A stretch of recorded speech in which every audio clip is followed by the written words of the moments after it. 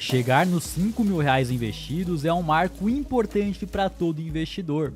Ao chegar nesse patamar, você já começa a ver os juros compostos acelerando o seu patrimônio. E essa aqui é a carteira do canal, onde nós já passamos da marca de 5.000 investidos e estamos com 5.373,16 centavos, sendo que nós investimos R$300 por mês. E no começo, o que fazia força para crescer esse patrimônio era o aporte, eram os R$300. Hoje, por nós já termos um montante investido, além dos R$300 que nós estamos investindo todos os meses, nós temos o rendimento dessa carteira. Então, é uma carteira bem diversificada, com ações, fundos imobiliários, investimentos no exterior, porém levando em conta uma rentabilidade média de 1% ao mês para facilitar a conta. Com esses R$5.373 investidos, por mês a gente já está conseguindo ter de rentabilidade R$53, ou seja, nós temos os R$300 do aporte, daquilo que vem do nosso trabalho, porém nós já temos 53 dos rendimentos. Sendo que na verdade, nesse pouco mais de um ano de carteira,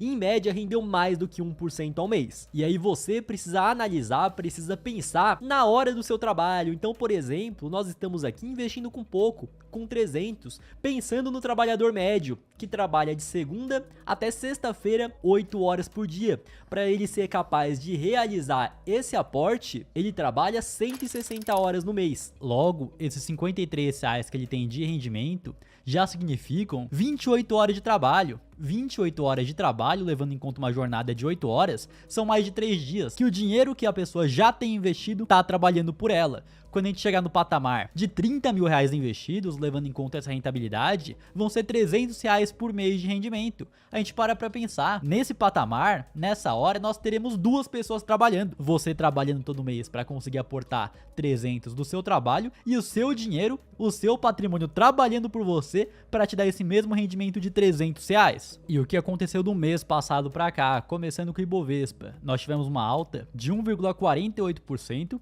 e estamos na máxima histórica do Ibovespa. Temos também o IFIX, principal índice de fundos imobiliários, subindo 0,22%, também nas máximas históricas. Temos o S&P 500, a Bolsa Americana dos Estados Unidos, as 500 maiores empresas, subindo 3,44%, também na sua máxima histórica. Temos o Bitcoin caindo aqui 0,98%, chegou até seus $124 mil e agora corrigindo. E temos o dólar também aqui, que começou o mês a 5,32, chegamos até 5,50 por conta do medo de mais um conflito comercial aí entre China e Estados Unidos, e por fim agora estamos em 5,36. E agora nós vamos para a alocação da nossa carteira de investimentos, e para isso nós vamos chamar a Rodrigão, que é o analista-chefe da nossa consultoria de investimentos, a Dinai Capital. E aí, Rodrigão, tudo certo? Como é que você tá?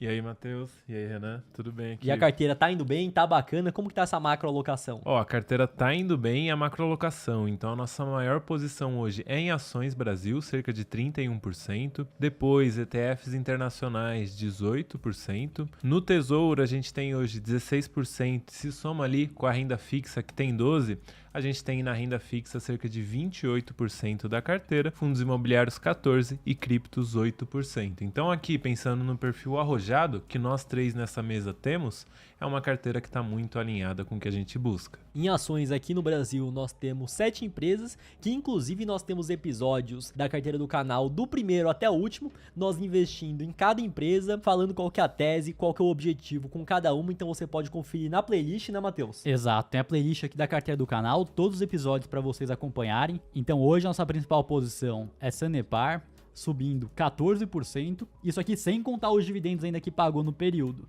Depois nós temos Itaú, subindo aqui 16%, fora os dividendos que foram pagos, que tivemos sim dividendos gordos aí ao longo do caminho.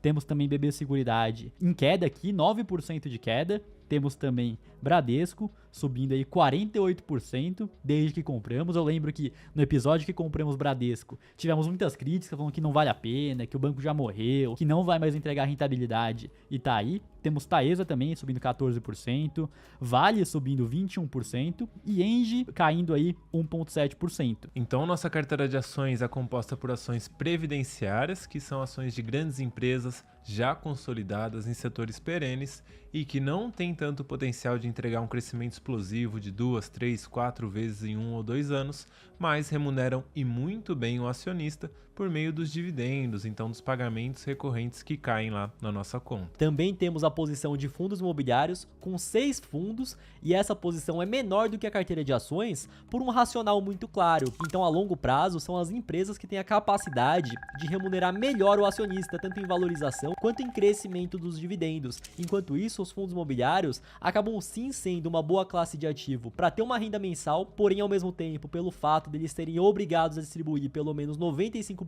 dos lucros, não tem tanto para onde eles crescerem. Então, para quem tá naquele objetivo de crescer o patrimônio, ainda não tem o objetivo de viver da renda, é mais interessante que você tenha mais ações do que fundos imobiliários, e é isso que nós estamos fazendo nessa estratégia. Mas mesmo assim, nessa janela a gente teve uma boa rentabilidade nos FIIs, então a gente fez compras recorrentes de vários fundos imobiliários, hoje são 6 ativos na carteira, e se eu me lembro bem, a gente comprou o KNRI lá em dezembro, janeiro desse ano, que foi quando os fundos imobiliários chegaram ali no seu fundo, e o KNRI, não por acaso, é o fundo imobiliário que mais se valorizou aqui na nossa carteira. Então ele subiu mais de 18% e está entregando uma rentabilidade, já considerando os dividendos, de 32%. E algo muito interessante quando você paga um bom preço em um fundo imobiliário é que você recebe um dividendo proporcionalmente maior. E aqui a gente sempre foca na qualidade dos fundos imobiliários. Claro que todos os ativos a gente busca a qualidade, mas nos fundos eu acho que é um ponto que tem que ser muito bem observado e que muitas vezes é deixado de lado, porque o investidor vai lá no site que ele analisa os fundos imobiliários, filtra do maior dividend yield para o menor e compra os 5 principais fundos. E aí é uma análise, não dá nem para chamar de análise, mas é uma forma de escolher fundos imobiliários muito ruim. Porque quando você vai e escolhe um bom fundo imobiliário com bons fundamentos, ao escolher aquele que está pagando mais no momento, esse que tem bons fundamentos vai conseguir te remunerar mais ao longo do tempo. Na parte de criptomoedas, nós temos somente o Bitcoin, que está entregando uma rentabilidade pra gente de 19%, e nós fizemos várias compras aí ao longo dos meses. Chegamos a comprar Bitcoin próximo dos $50 mil, compramos nos $100 mil também, e estamos com essa posição, hoje representando 8% da carteira. E tem várias pessoas que nos perguntam, por que em criptomoedas vocês só têm o Bitcoin? Não acham que vale a pena colocar algumas altcoins? O que você acha, Matheus? Então, o que acaba acontecendo é que muitas pessoas confundem, acreditam que tudo é farinha no mesmo saco. Ah, então Bitcoin é parecido com o Ethereum, que é parecido com Solana, que é parecido com o Sui. Porém, no final das contas, o Bitcoin, na minha visão, é uma coisa, as outras criptomoedas é algo completamente diferente. Então, o Bitcoin tem a sua oferta de novas moedas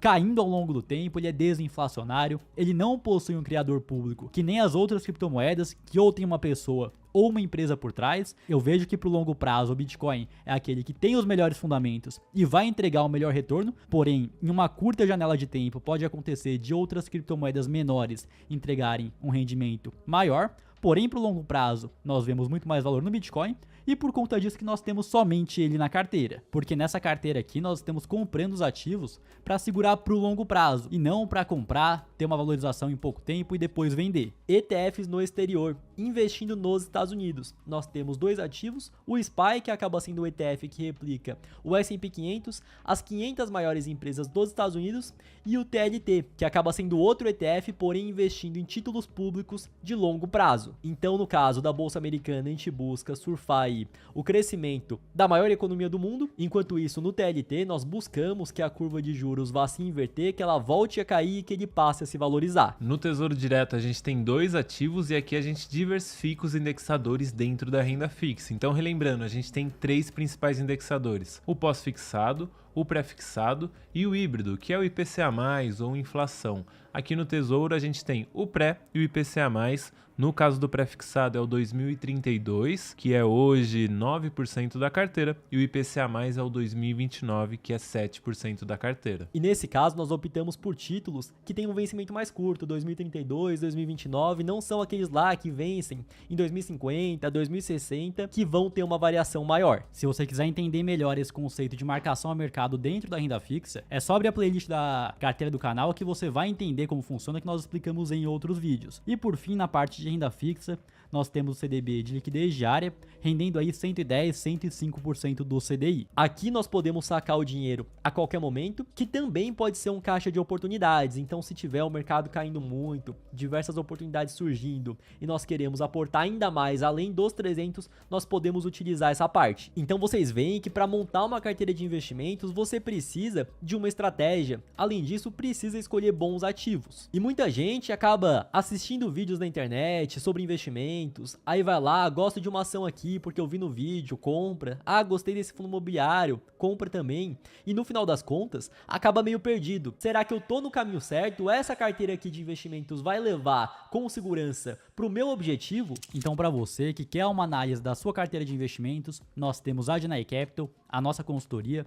Clicando no primeiro link da descrição, você entra no site e já tem um botão para você agendar uma conversa com um de nossos consultores e ter a sua carteira analisada. Porque é normal que pessoas comuns estão focadas no seu trabalho, em aumentar a sua renda para conseguir ter aportes maiores e não vivem o mercado financeiro, não acompanham os ativos de perto para entender o que está acontecendo. Estamos chegando a 100 famílias com o nosso acompanhamento e inclusive recentemente gravamos com um de nossos clientes aqui da Janai Capital, o Bruno. Saiu o vídeo aqui no canal Gêmeos Investem. Eu escolhi fazer com a Janai porque eu vi que a Janai estava começando e eu acho que eu me identifiquei bastante com o Renan, com o Matheus, com o Rodrigão também.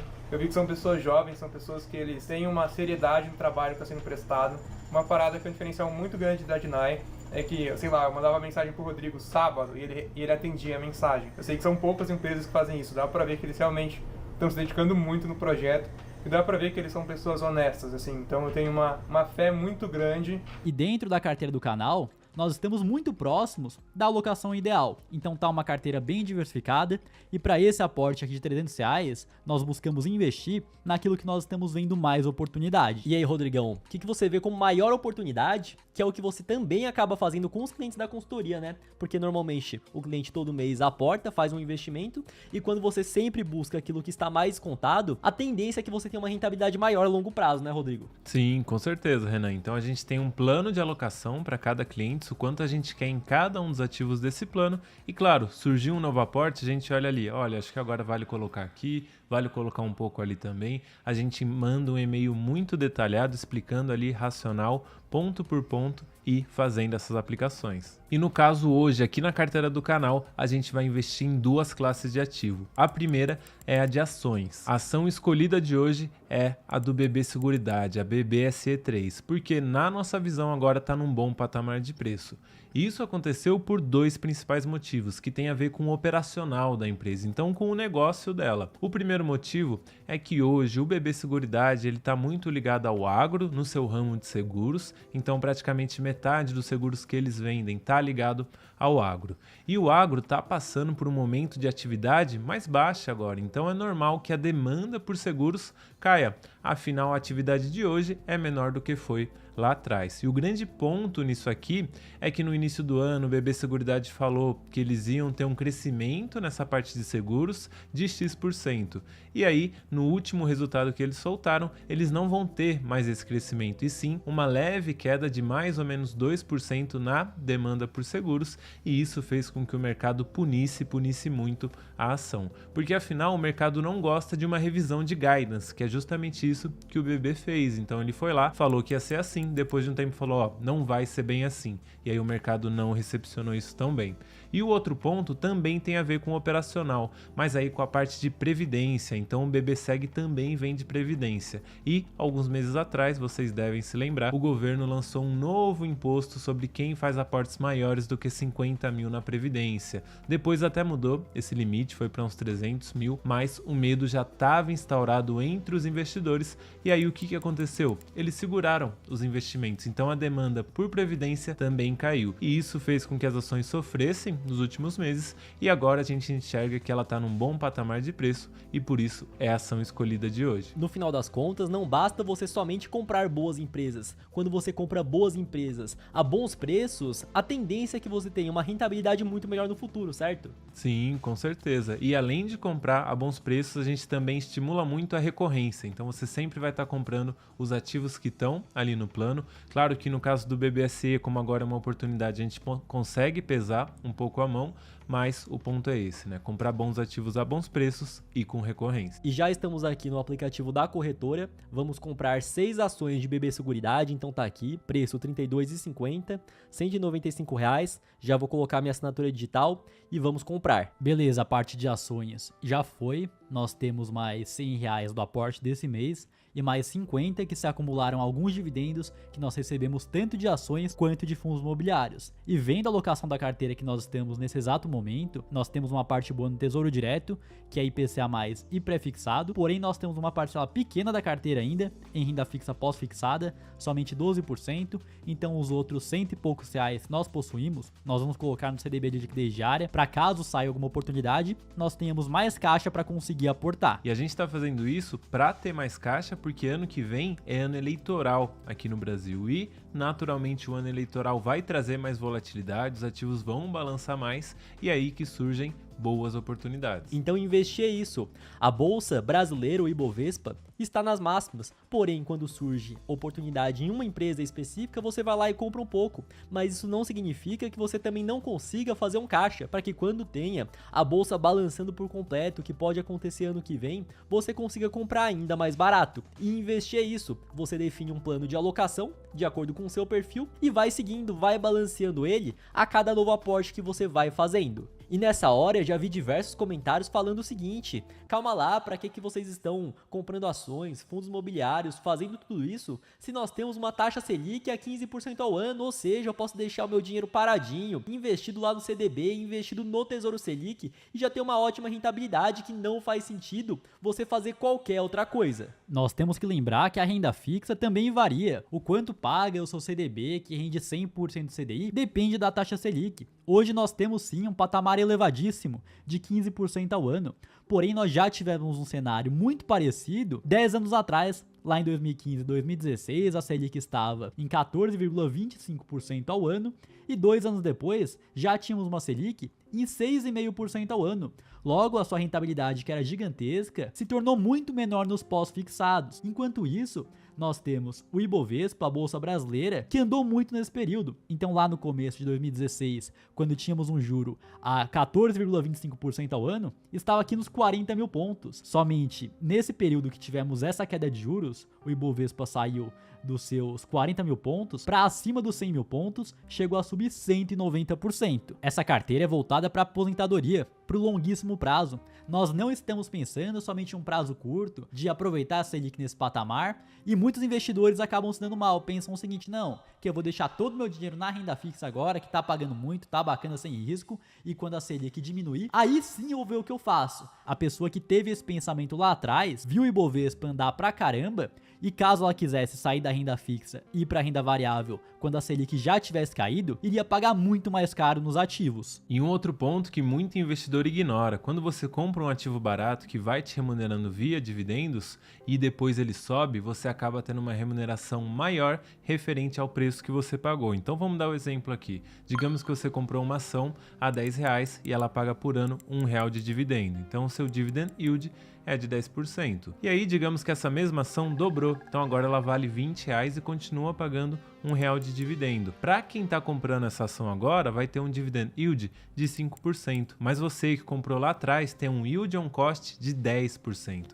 Então você vai estar sendo muito melhor remunerado do que quem comprou depois. Exato, e a tendência de boas empresas é que elas aumentem o dividendo que elas pagam. Então, você comprando lá atrás, você vai ter um dividendo crescendo, porém o preço que você pagou foi o mesmo, o dividendo que você recebe, o on cost, em cima do que você pagou, acaba sendo ainda maior. Então nós temos nessa época, 2015, 2016, pessoas que compraram empresas, compraram ações e hoje tem um dividend yield on cost, de acordo com o que elas pagaram, de mais de 20%. Enquanto isso, o cara que ficou só lá na renda fixa, não, que tá pagando muito bem, muitas vezes vai começar a comprar as ações quando elas já estiverem muito mais caro. Por isso a importância de quem não é um profissional dos investimentos, que tá lá focado no seu trabalho, ou até mesmo no seu tempo livre de passar com a família, de ter esse acompanhamento profissional. A diferença acaba sendo absurda. Então o link da Deny Capital está na descrição para que você tenha essa análise, esse acompanhamento. É isso aí, comenta o que você faria com o próximo aporte da carteira e até o próximo vídeo.